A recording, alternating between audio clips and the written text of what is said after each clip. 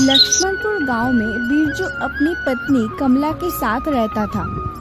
बिरजू लक्ष्मणपुर गांव का सबसे गरीब व्यक्ति था। ना उसके पास अच्छा घर था, ना उसके पास पहनने के लिए ढंग का कपड़ा, और तो और 2 वक्त की खाना भी उन्हें नसीब नहीं होता था। ऐसे कि बिरजू की पत्नी कमला उस गांव में कुएं से पानी भरने के लिए जाती थी तो गांव वाले मिलकर कमला को वहां से भगा देते थे। बिरजू मजदूरी करके थोड़ा बहुत पैसा कमा लिया करता था, जिससे उसका घर चल जाता था। एक दिन कमला बिरजू से कहती है कि हमारी क्या गलती है, गांव वाले हमारे साथ ऐसा क्यों बर्ताव करते हैं? हमने तो कभी किसी का बुरा नहीं किया। अरे तुम इतना चिंता मत किया करो, देखना परिस्थिति एक दिन जरूर बदलेगा। यही गांव वाले हमारे घर के सामने आकर हमसे मिलने के लिए लाइन लगा देंगे। मैं मजदूरी कर इतना पैसा नहीं कमा पाता हूँ जितना ये गांव वाले कमा लेते हैं, लेकिन तुम देखना एक दिन हमारा भी सम्मान होगा।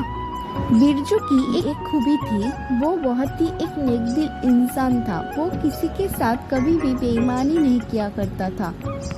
एक दिन रात को लक्ष्मणपुर गांव में भारी बरसात होने लगी और बरसात होने के कारण चारों ओर पानी जमा होने लगा था।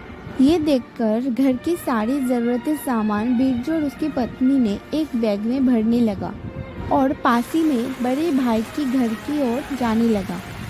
बड़े भाई के घर के सामने जाने के बाद ही बिरजू, भैया भैया आपसे थोड़ा काम था, ज़रा बाहर आइए ना। क्या हुआ बिरजू, तुम इतने भारी बरसात में यहाँ क्या कर रहे हो? भैया ये कुछ घर के ज़रूरती सामान है, पानी के साथ ये सामान बह ना जाए इसलिए आपके घर में ये सामान रखने के लिए आया हूँ। आप तो मेरे घर की परिस्थिति जानते ही हो। नहीं नहीं, ये सामान मैं नहीं रख सकता। ये सामान मैं रखूँगा तो मेरे पत्नी मुझे मारेगा। नहीं नहीं, तुम अपना सामान लेके वापस चले जाओ और रखो अपना सामान अपने घर पे।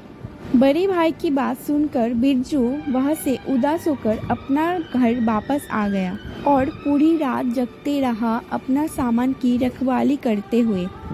अगले दिन सुबह बरसात ना रुकने के कारण बिरजू को कोई भी काम नहीं मिल रहा था। ऐसे ही कुछ दिन गुजर गया। एक दिन एक सेठ लक्ष्मणपुर गांव के सामने से गुजर रहा था कि सेठ की गाड़ी का चक्का एक खड्डे में फंस गया। बहुत कोशिश करने के बाद भी वो गाड़ी खड्डे से बाहर नहीं निकल रहा था। वो सेठ गाड़ी से बाहर आकर वहां से गुजरते हुए लोगों से मदद मांगनी कि गुजरते हुए लोगों ने सेठ के मुंह के ऊपर ही मना कर दिया, ये बोलकर कि क्या इस इतना बारिश में हम कैसे आपकी मदद करें। लेकिन सेठ की कोई नहीं मदद की। बहुत देर से वो गाड़ी खड्डे से बाहर निकालने के लिए सेठ कोशिश कर ही रहा था कि तभी बिरजू वहां से गुजर रहा था। बिरजू वो गाड़ी को फंसा हुआ देखकर वो गाड़ी को खड्डे से बाहर निकालने में मदद की। बिरजू का लगातार कोशिश करने के बाद वो गाड़ी खड्डे से बाहर निकला। खड्डे से बाहर निकलने के बाद वो गाड़ी कुछ दूर तक जाकर रुक गया और वो गाड़ी से एक सेठ बाहर आया। Hi, you are a great man. पिछले 1 घंटे से मैं यहाँ फंसा हुआ हूँ, कोई नहीं मदद किया, सिर्फ तुमने आकर मुझे मदद किया। तुम कौन हो और तुम्हारा नाम क्या है? साहब, मेरा नाम बिरजू है और मैं इसी गांव में रहता हूँ। ओके, मेरा नाम मोहन लाल है। मुझे एक नया कंपनी बनाने के लिए एक ज़मीन की बहुत आवश्यकता थी। मैं इस पासी के गांव में एक ज़मीन देखने आया था। थैंक यू सो मच, तुमने मेरी मदद की। कोई बात नहीं साहब, दूसरों की मदद करना हमारा फर्ज है। अब बारिश भी रुक गई है, आप जाइए। ये बोलने के बाद मोहन वहाँ से जा ही रहा था कि तभी सेठ बोला कि हे बिरजू, मुझे अपने घर नहीं लेके जाओगे?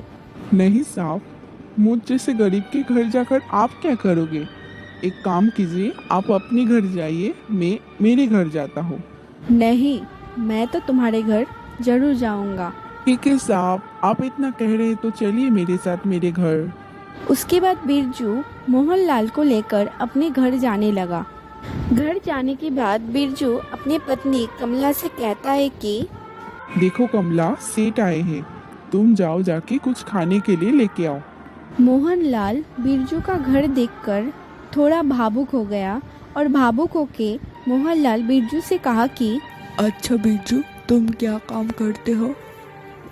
क्या बताऊँ साहब, मैं तो ऐसे मजदूरी का काम करता हूँ, लेकिन भारी बरसात होने के कारण अब तो मुझे कुछ काम ही नहीं मिल रहा है। कि तभी मोहन की पत्नी कमला एक प्लेट में एक गुड़ का टुकड़ा और साथ में पानी लाई और मोहनलाल को देते हुए बोली कि सेठ जी, मेरे पास अभी के लिए यही बचा है, कृपया करके आप खा लीजिए।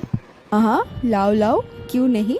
अच्छा बिरजू, तुम ये बताओ, तुम्हें काम नहीं मिल रहा है तो तुम चाहो तो मैं तुम्हें काम दे सकता हूँ। क्या साहब, अब सच में मुझे काम देंगे?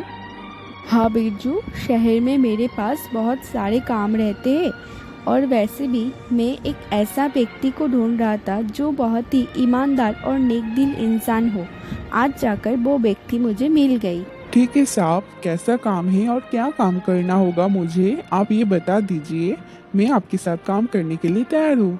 लेकिन ठीक है, तुम तो मेरे साथ काम करोगे, उसके लिए तुम्हें इस घर में रहने की ज़रूरत नहीं है। तुम मेरे साथ शहर चलो और कल मैं आके तुम्हें लेके जाऊंगा। तुम अपना पूरा सामान बांध के रख देना और मैं तुम्हें एक नया घर दिला दूंगा। सेठ की बात सुनकर बिरजू और कमला दोनों ही बहुत खुश हो गए। अगले दिन सुबह एक बड़ा सा गाड़ी बिरजू के घर के सामने आकर रुका और ये देखकर गाँव वाले की आंख फटी की फटी रह गया। सेठ जी गाड़ी से निकालने के बाद बिरजू के घर के अंदर गया और बिरजू से बोला कि क्या बिरजू, तुमने पूरा सामान बांध लिया ना ठीक से? तो फिर ठीक है, चलो अब हम चलते हैं। बिरजू और उसकी पत्नी वो गाड़ी में जाकर बैठ गए और पूरे गांव का ध्यान उसी गाड़ी में था। मोहनलाल बिरजू और उसकी पत्नी को लेकर शहर आ गया। उसके बाद सेठ ने बिरजू को रहने के लिए एक बड़ा सा घर दिया। उसके बाद बिरजू सेठ के साथ काम करने लगा और पूरा काम अच्छे से समझ गया। बिरजू का घर तो अच्छा ही था और साथ ही साथ बिरजू अच्छा पैसा कमाने भी लग गया। कभी कभी गाँव वाले बिरजू का घर और बिरजू से मिलने के लिए शहर में आने लगे। और तो और जो बड़े भाई ने बिरजू का सामान रखने के लिए मना कर दिया था, वो भाई भी बिरजू से आकर मिलने लगा। बिरजू तो अपने मेहनत और ईमानदारी से सब कुछ पा लिया था जो उसके बड़े भाई को भी नहीं मिला था। तो दोस्तों, परिस्थिति कैसा भी हो, वक्त हमेशा बदलता है। अपनी ईमानदारी को कभी नहीं खोनी चाहिए और मेहनत से आगे बढ़ना चाहिए, क्योंकि मेहनत का फल मीठा होता है। तो दोस्तों, वीडियो पसंद आई तो वीडियो को लाइक कर दीजिए और चैनल में नए तो चैनल को subscribe. Thanks for watching friends, bye.